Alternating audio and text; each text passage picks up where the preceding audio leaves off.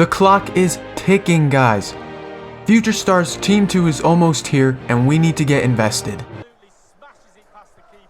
Here we fucking go! Yo guys, how's it going? Welcome back to another video on the channel.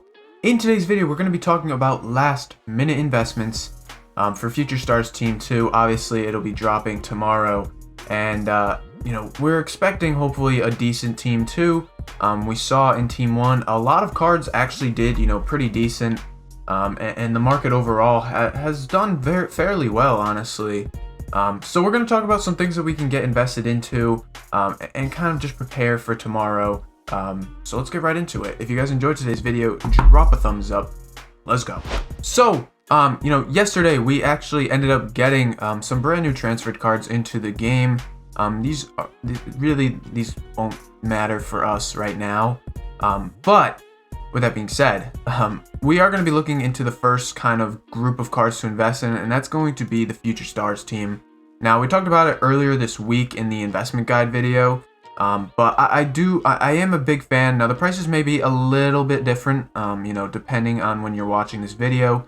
A few cards that I really liked were Serginho Dest, Destino. This guy is really good, guys. He can literally play in any position, as you can see. And being that he's one of the only few La Liga right backs that's actually good, I think he's going to do fairly well when he goes out of packs. He's already starting to kind of rise up. It's a little tough. I think on PlayStation, he's still a buy around 350. Xbox, I try to get under 310, 305 if possible. But on Xbox, he is starting to inflate. But PS4, I still think there's a buy time for this card. Now, of course, the price may be a little bit different when you guys are watching this video, so just kind of check pricing. If he is up a ton, it's probably best to stay away. And looking at some of the other cards, I'm more of a fan of kind of these cards that are decent. I think Lunin will do well. Maybe he goes up like 60, 65k. He's actually a really good goalkeeper anyways. But the rest of the cards I'm not a huge fan of. Reece James is decent, but he's getting another card in a better position. Camavinga's 3-star. Reina is not as great as people are making him out to be. Realistically, the only card I like as a flip is this guy and Dest. I like this card because he's 4-star. He's really good. He reminds me of like the icons, his alternative icons, and he's in the Bundesliga. I think this is a really good shout for a card that could go up out of packs. He started the promo up at about 650.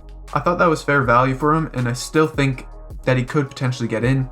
I think Xbox at buy time is going to be around 570-ish, and PlayStation try to get around 600. Keep in mind the tax is higher, so you do have to be careful for a card like this. Now, what about fodder? Everybody wants to know about fodder. Fodder is still a decent shout. What we saw in every single SBC that dropped was an 84 rated team this week, any player SBC. So I'd imagine 84 fodder is probably your best shout, picking up in those good positions like, center back, left back, right back, left mid, right mid. Those are the good positions, guys. They always are.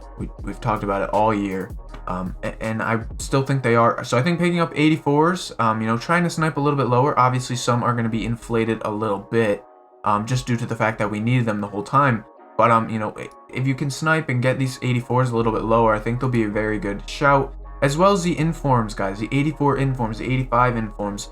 These cards have been great, and they've been needed in almost every SBC too. So picking up some cards with lower demand. Now, I believe Andre Silva was in yesterday's team of the week, or last week's team of the week. Now, I think so. Yeah, he was. No, he wasn't, because his team of the week, what, 20 right now? Oh no, yeah, he was in the last one. So like a card like Andre Silva. He's a decent one out of packs, 84s being needed, in a good league, a decent nation, and just, use your common sense, guys. What else? You guys, I get a lot of questions, when to buy Neymar, when to buy Mbappe, when to buy this card, all these golds. The gold cards, guys, I'd stay away from. That was a common question I've been getting is, should I buy the golds? And, Open's kind of bugging, but the golds are gonna die, guys. Seriously, once Future Stars Team 2 dropped last year, this is when gold cards started to see their big decline. And you can kind of see they've kind of dipped down a little bit from last weekend. Now, sure, maybe they'll rebound a little bit, but I'm just not convinced that this is a very safe I just don't think it's safe right now. I think, last year what we saw with the gold cards is we started to see them die out around this time. I'll show you guys right now.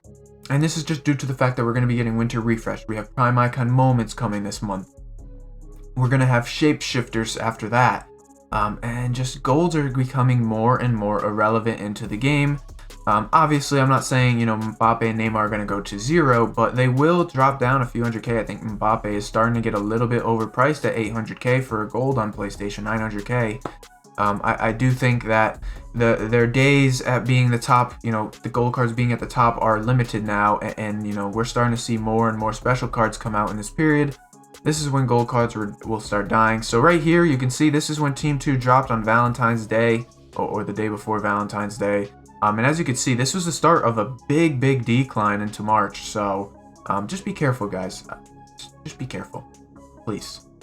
With that being said, that'll wrap up this video. If you guys enjoyed, please drop a thumbs up on it. If you guys have any questions, feel free to drop a comment. Hit that subscribe button if you're new. Thank you guys so much for watching. Till next time.